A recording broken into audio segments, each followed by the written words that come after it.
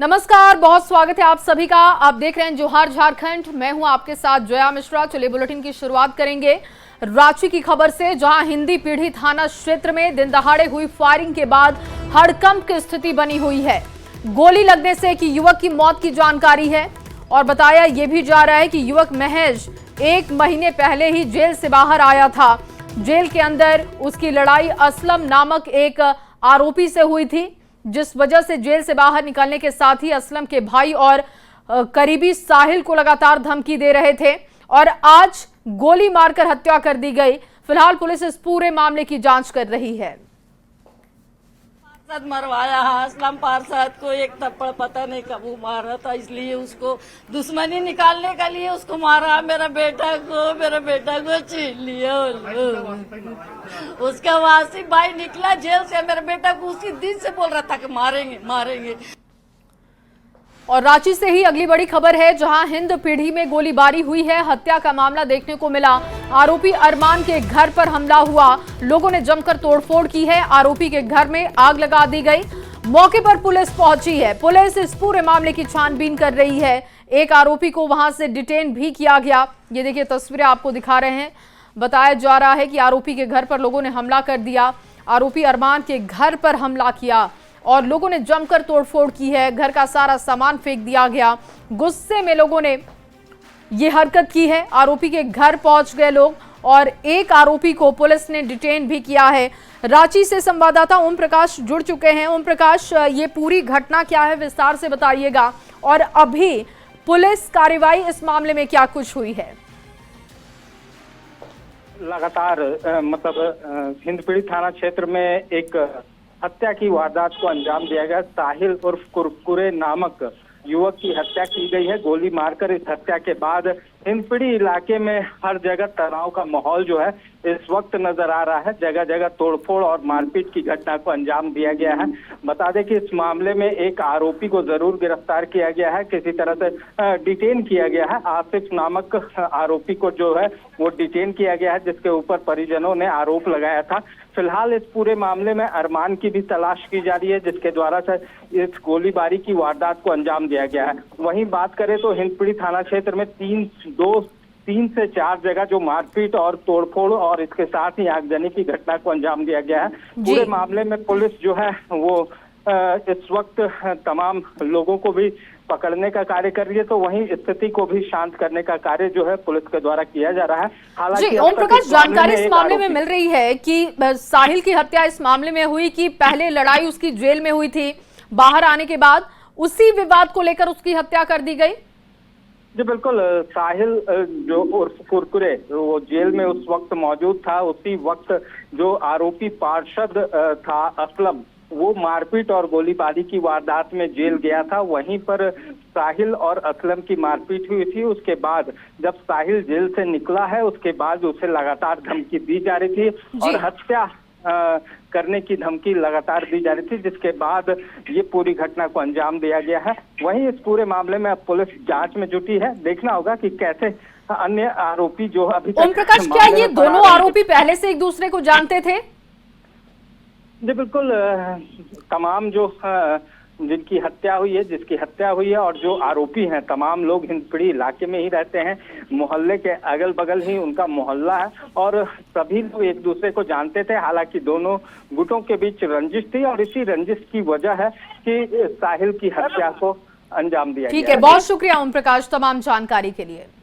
सुनिए, हिंदपीढ़ी थाना क्षेत्र स्थित भट्टी चौक में साहिल नामक युवक पर गोलीबारी कर उसकी हत्या करने के बाद देख सकते हैं यहाँ पर जो आरोपी अरमान है उसके घर में भी तोड़फोड़ की गई है और यहाँ पर आगजनी की घटना को भी अंजाम दिया गया है। फिलहाल यहाँ भी मौके पर पुलिस प्रशासन की टीम पहुंची है और पूरे मामले की तफ्तीश में जुटी हुई है। देख सकते हैं कि पूरी तरह से जो पूरा घर है वो पूरी तरह से तहस नहस हो चुका है। तमाम लोगों के द्वारा यहाँ पर आरोपी के घर में हमला किया गया और खासतौर से अगर कहा जाए तो आगजनी की घटना को भी कारित किया गया है।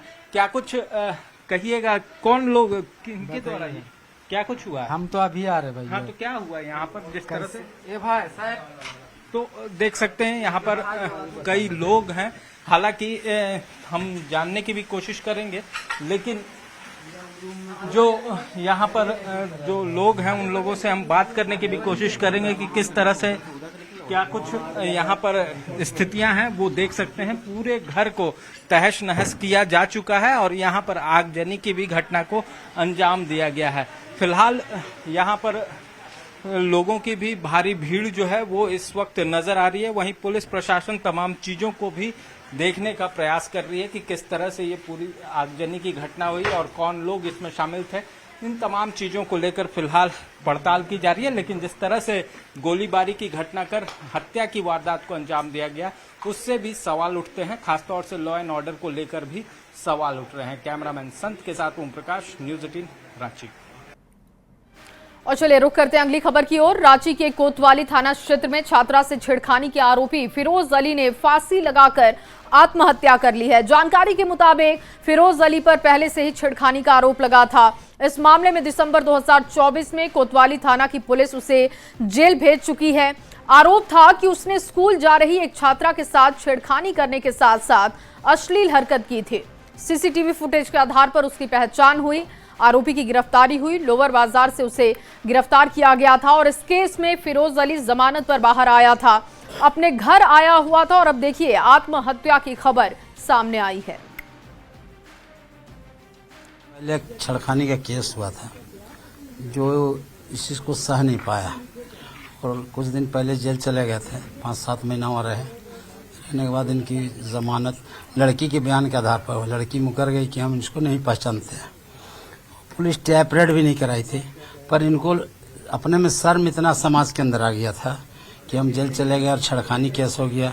और ये अपने को सह नहीं पाने के बाद इन्होंने आया और घर वाले लोग से ठीक से मिला, भाई लोग से, माँ लोग से मिला, ठीक से रहा एक दिन। उसके बाद सुबह जो है 9 बजे इन्होंने अपने को देखा, मोहल्ला में घूम कर तो थोड़ा अपने शर्म लगने लगा कि हमारे अंदर ये जो केस छेड़खानी का हुआ ये गलत हुआ। ये सह नहीं पाया, इसलिए अपने आप को अपने घर में खुदकुशी कर लिया। जो लड़की जो थी वो पहचानने से इनकार कर दिया गया और ये जो है बेइज्जत बरी होकर के रिहा भी हो गया। लेकिन एक अच्छे फैमिली के होने की वजह से समाज में सर उठा के वो नहीं चल पा रहा था। इसके लेके अपने आप को जो है वो मतलब एकदम घृणा महसूस कर रहा था। इसी का लेकर के कहीं वो चेहरा या कहीं नज़र नहीं मिला पा रहा था और अपने परिवार वाले से मुलाकात भी किया और उसके बाद पता नहीं अचानक हाँ। लेकिन एक बात और है कि उससे पहले उनका थोड़ा सा मानसिक हालत ठीक नहीं था और इसके लेकर के उन्होंने इस तरह का बड़ा कदम उठाया जो कि ये कदम नहीं उठाना चाहिए। और अगली खबर जमशेदपुर से, जहां इलेक्ट्रॉनिक दुकान में आग लगने से पूरे इलाके में अफरा तफरी का माहौल बन गया। बड़ी खबर ये आपको दे रहे हैं, जुगसलाई थाना क्षेत्र में स्टेशन रोड स्थित गौरव इलेक्ट्रॉनिक में आग लगी है और इस आग पर टाटा स्टील और फायर ब्रिगेड की 4 गाड़ियों ने कड़ी मशक्कत के बाद काबू पाया। दुकान के प्रोप्राइटर अंकित राज दुकान खोलने के लिए वहां पर पहुंचे। उन्हें दुकान के पिछले हिस्से में आग की जानकारी मिली। दुकान से सटे बाकी दुकानों को स्थानीय लोगों की मदद से खाली करा लिया गया ताकि आग की लपटें वहां ना फैल सके और इस आगजनी में दुकान में रखे सारा सामान जल जाने की सूचना मिली है। लाखों का नुकसान हो सकता है, इसकी आशंका है। दुकान में शॉर्ट सर्किट की वजह से आग लगी थी।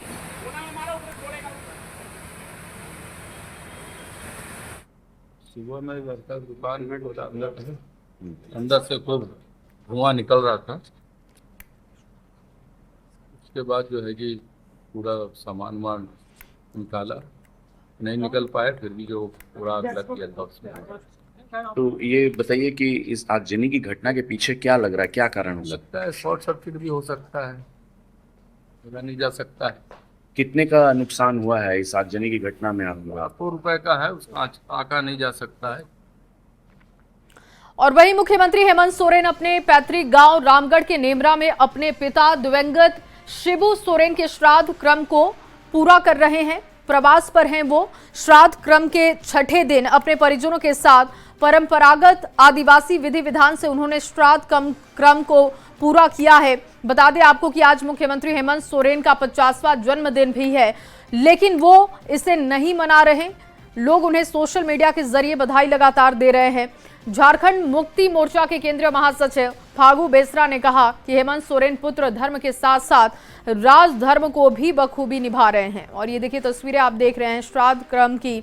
ये वो तस्वीरें हैं जो आदिवासी समाज में विधि विधान से पूरी की जाती है। और इस वक्त प्रवास पर हैं नेमरा में झारखंड के मुख्यमंत्री हेमंत सोरेन, जिनका आज 50वां जन्मदिन भी है। पुत्र धर्म भी निभा रहे हैं और राज धर्म का भी निभा रहे हैं, और घर में रह करके घर के अंदर में, गांव के अंदर में जो उनका जो भ्रमण हम लोग तो जो देख रहे हैं, एक जो कि झारखंड कृषि प्रधान राज्य है, यहाँ का जीविका का एक आधार जो है कृषि है, खेती है, और खेती बाड़ी को कैसे बढ़ावा दिया जाए उसको लेकर के पूरे राज्य की जनता को एक संदेश भी देने का काम कर रहे हैं। और वहीं सीएम हेमंत सोरेन ही नहीं बल्कि उनकी पत्नी और विधायक कल्पना सोरेन भी अपनी जिम्मेदारियां निभा रही हैं। पति के पैतृक गांव नेमरा में मिट्टी के चूल्हा पर खाना बनाती हुई वो देखी गई। दिशोम गुरु शिबू सोरेन के श्राद्ध कर्म की विधियों को वो निभा रही हैं।